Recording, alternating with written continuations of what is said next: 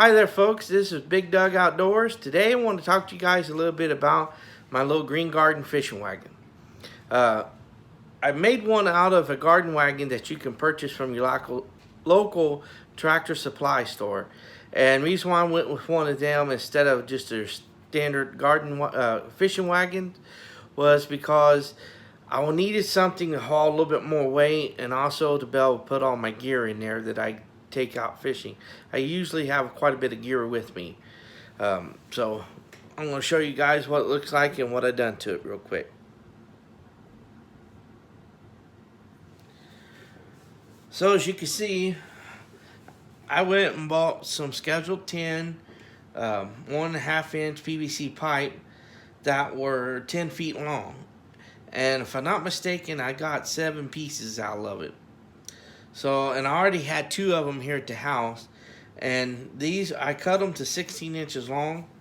And then I drilled holes in here on top and bottom to mount it to the wagon here.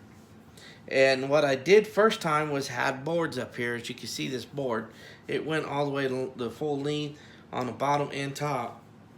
And I mounted my pipes on there. Well, when I did that, it made it too wide, and it wouldn't fit through my shed door very well. It was really snug. So I had to eliminate these boards, and so when I did it, I wanted to keep them on there for a reason, and I'll explain here in a little bit. But you can use zip ties on these to mount them to the wagon. It's just basically wire mesh for the sides of the wagon.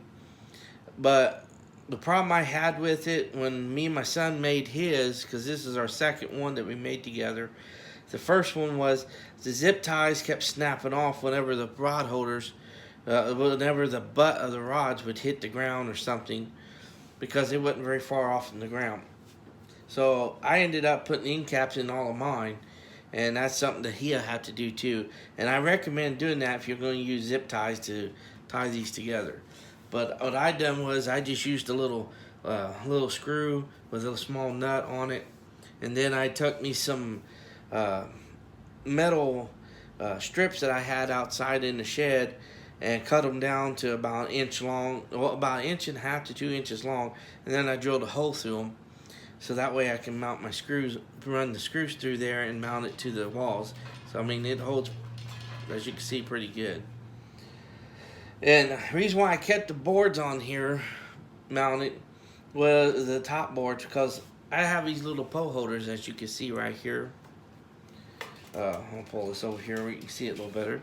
But as you can see, I got several of these little rascals, and I keep them for friends or family that goes fishing with me, so they have a pole holder, because some of them don't have that stuff. And they're just little cheap holders you can buy from Walmart. And then I drilled holes. I don't know if you can see that. There's a hole here, and then there's one right here in the board for my rod holders that I like to use. And I'll have to do a review on them rod holders and stuff that I use to fish with, my favorite, and why they're my favorite. But anyways, the cart is 21 inches wide by 36 to 38 inches long, and it is 9 inches deep. So, and it will hold up to 800 pounds as well. And I don't need it to hold that much weight, but I do stack wood in here to about right here. And then I put my bait bucket here, and then I put my tackle box there. And I can stick my tin on top of the stuff in here, and my fishing chair on top of that as well. And then I can just run me a strap over it, keep it strapped down to the cart. And makes it nice too when you're out there fishing. You can transport your car anywhere you want to go.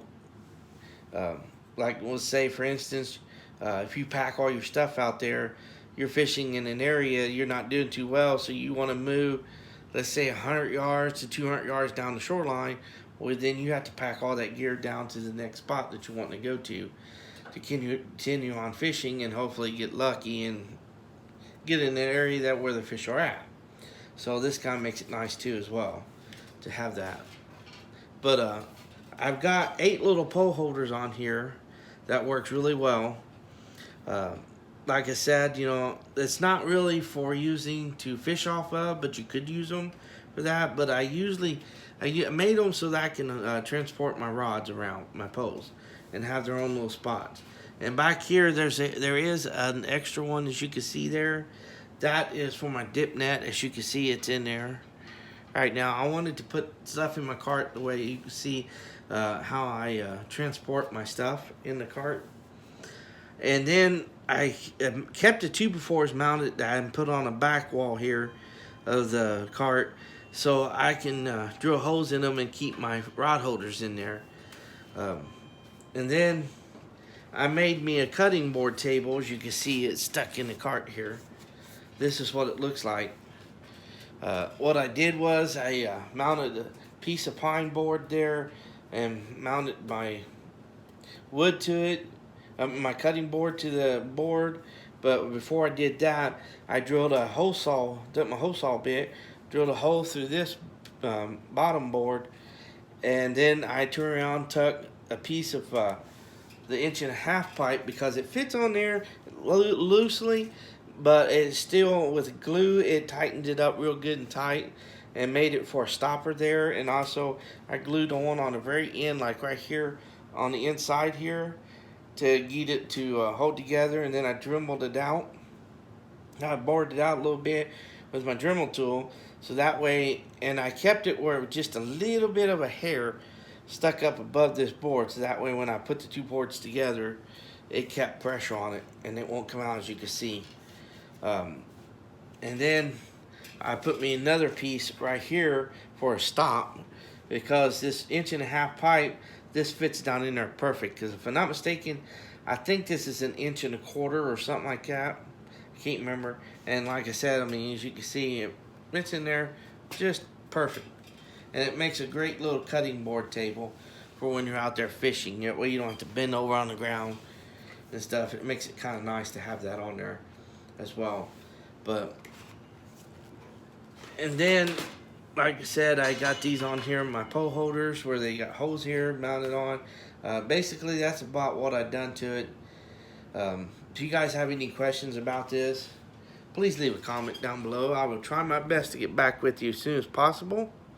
And I just want to thank you guys very much from the bottom of my heart for watching this YouTube channel. And I pray you'll help me grow this YouTube channel. I'd love for it to grow. And it's not for a money reason. It's for to help somebody out there that needs help with their fishing, starting out maybe, or even with ideas that I have, making stuff like this green cart here for fishing. And I just want to say thank you guys again for watching this, and God bless and good luck in your upcoming hunting and fishing here in 2020.